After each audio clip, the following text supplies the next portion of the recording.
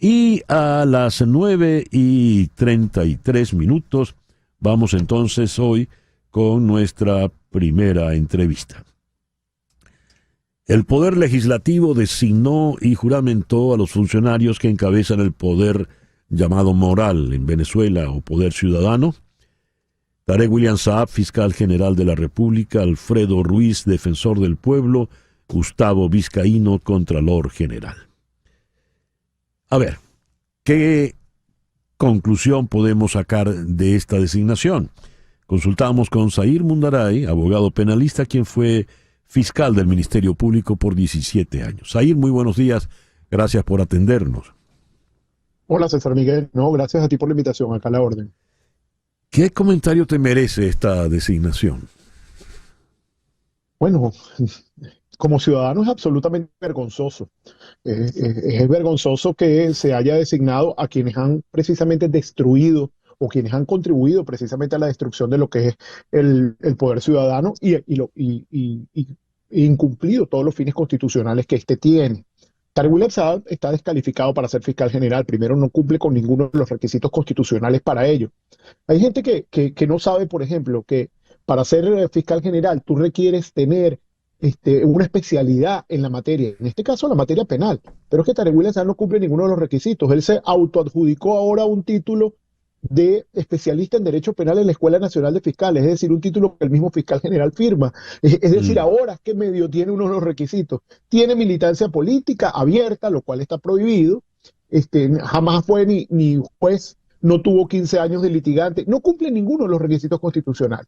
Así que esto lo que dice precisamente es que, bueno, primero que el poder es mucho más pequeño y Maduro no cuenta con otra persona más pusilánime, más comprometida con la represión, más comprometida con la violación de derechos humanos y con el ejercicio de la violencia institucional que Tarek William Saab, y no quiso sustituirlo porque considera que lo que ha hecho, teniendo más de 2.000 presos políticos, habiendo una situación de impunidad absoluta respecto de la tortura, las ejecuciones extrajudiciales, las violaciones, él quiere que se mantenga ese estado de cosas, así que le es muy funcional al régimen, es extremadamente funcional. Creo que lo habíamos conversado previamente en una invitación y yo te dije que era muy difícil sustituirlo porque una persona con esas características era muy difícil de hallar. A ver, en algún momento se llegó a comentar que saldría Tarek William Saab, pero ¿qué es Saab para el régimen? ¿Quién le da a él las órdenes? ¿Se las da directamente Maduro? ¿Se las da Jorge Rodríguez? ¿Quién está por encima de él de manera directa? Porque es falso que él sea un poder autónomo, ¿no? No, absolutamente. Autonomía no tiene ninguna, pero las órdenes se las dan de Miraflores.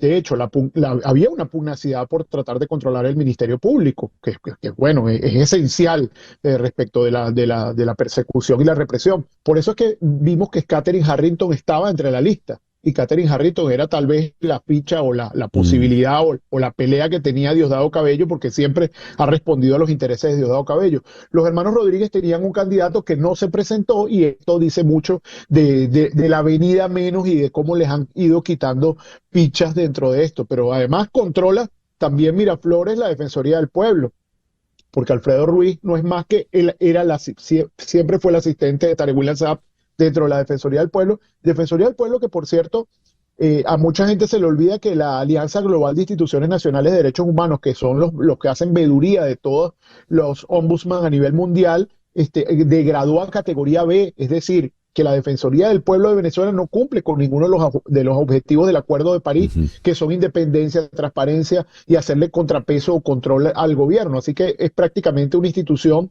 no solo degradada a nivel mundial sin ninguna credibilidad, sino que vuelve a caer en manos de quien no ha hecho absolutamente nada por la defensa de los derechos humanos. Y ni hablar de Gustavo Vizcaíno, que ahora va a ser el contralor sin ninguna experiencia en materia de contraloría, no cumple tampoco los requisitos constitucionales, porque tiene que ser alguien que conozca el ejercicio de la función administrativa del Estado y todos los mecanismos de control, y él lo que ha sido es un político, estuvo en el SAIME. Hay que recordar que es uno de los artífices de las anulaciones de pasaportes masivos a los venezolanos, todas estas trabas para la identificación, etcétera. Es decir, se encuentra también dentro del rango de funcionarios violadores de manera masiva de derechos humanos. Así que tenemos una triada de manera evidente no va a poder hacer ningún contrapeso al Ejecutivo, sino por el contrario, el Ejecutivo se ha apropiado de los tres cargos para aumentar los mecanismos de represión. Ahora en la Contraloría lo que va a seguir haciendo lo mismo, que la Contraloría lo que ha hecho es inhabilitar opositores e impedir el ejercicio de funciones públicas de opositores, mientras los verdaderos delincuentes.